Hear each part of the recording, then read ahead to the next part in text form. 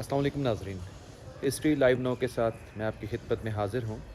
तारीख़ कभी भी रुकती नहीं है, ये हमेशा ज़िंदा और जावेद रहती है। कुछ चीज़ें किताबों में होती हैं और कुछ आपकी आंखों के सामने गुज़र रही होती हैं।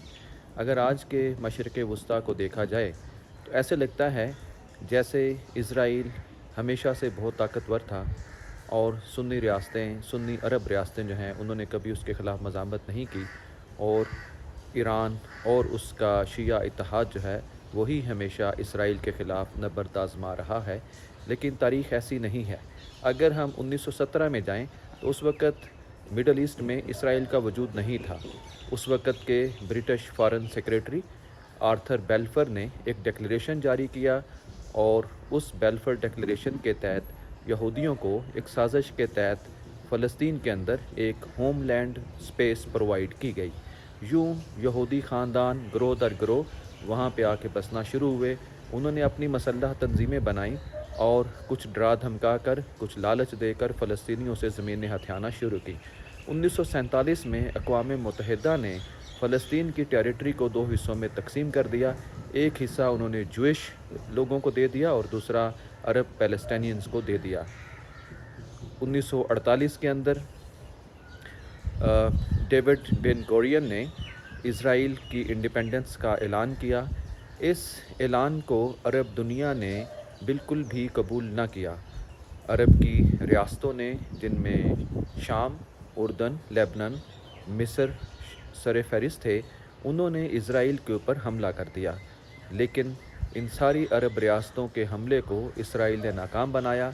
कुदरत इसराइल के साथ थी और इसराइल इस हमले में बच निकला, और उसके साथ साथ इसराइल ने काफ़ी और इलाके पर भी कब्ज़ा जमा लिया।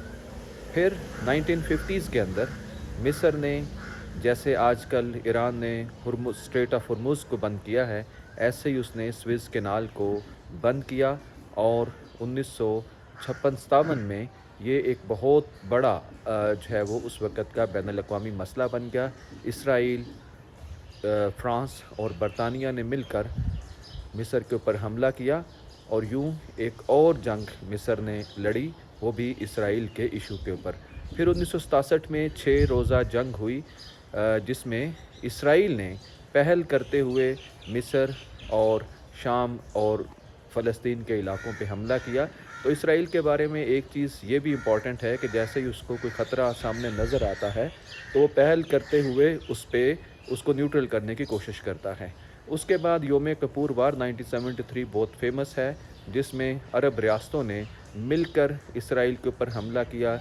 इसराइल ने अमेरिका और दूसरे इत्तेहादियों के सपोर्ट से इस हमले को नाकाम बनाया। इस लम्हे तक जितने भी अरब रियासतें थी, जो सुन्नी अरब रियासतें थी, वो अपनी पूरी कोशिश कर चुके थे और वो इसराइल को काबू करने में नाकाम थे। फिर इसी दहाई के अंदर जो सऊदी अरब है, जिसका अभी तक आपको कोई बहुत ज़्यादा रोल नज़र नहीं आ रहा, शाह फैसल ने दूसरे जो ओपेक के मेंबर्स थे उनके साथ मिलकर एक तेल की पाबंदियों वाला सिलसिला शुरू किया, जिसने पूरी दुनिया को हिला के रख दिया। और इसी की पादाश में शाह फैसल भी अपनी जान से हाथ धो बैठे। 1982 में फिर इसराइल ने लेबनान के ऊपर हमला किया, और उसके बाद कभी भी सुन्नी अरब रियासतों की तरफ से इसराइल पे हमला नहीं किया गया। लेकिन इराक़ एक ऐसी रियासत बच गई थी जो कि मुस्तकबिल में इसराइल के लिए बड़ा ख़तरा बन सकती थी। तो उससे पहले 8 साला ईरान इराक़ वार में धकेला गया। फिर सद्दाम हुसैन, जो कि इतने अच्छे मुस्तकबिल से आशना नहीं थे, बुर्दबार नहीं थे, सब्र उनके अंदर नहीं था, बहुत ज़्यादा जारे और ज़ालिम मजाज थे, उन्होंने 1991 में कुवैत पे हमला कर दिया। यूँ अमेरिका को मिडल ईस्ट में बाकायदा अड्डे बनाने का मौका मिला, और अमेरिका ने इराक़ पे हमला करके उसको शिकस्त दी, कुवैत को उसके कब्ज़े से छुड़ाया।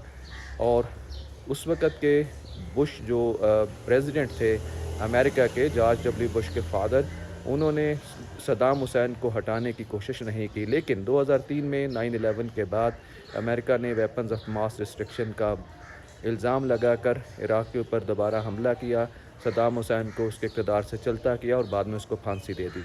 अरब स्प्रिंग के अंदर लिबिया जो है, उसके अंदर अभी भी कुछ कसक बाकी रह गई थी।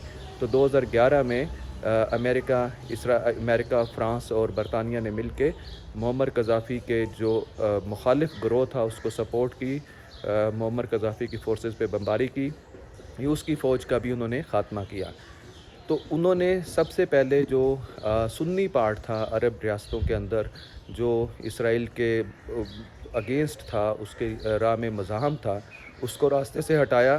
اب وہ جو شیعہ پارٹ ہے اس کی طرف ہیں۔ تو یوں مسلمان آج کے یہ سمجھتے ہیں کہ شاید پہلے سنی لوگوں نے کچھ نہیں کیا، ہم ہی کچھ کر رہے ہیں۔ لیکن جب سنیوں کے ساتھ یہ کچھ ہو رہا تھا، جب عراق کے اندر صدام حسین کی فوجوں کو مارا جا رہا تھا، تب اس کا ہمسایہ ایران کچھ نہیں کر رہا تھا۔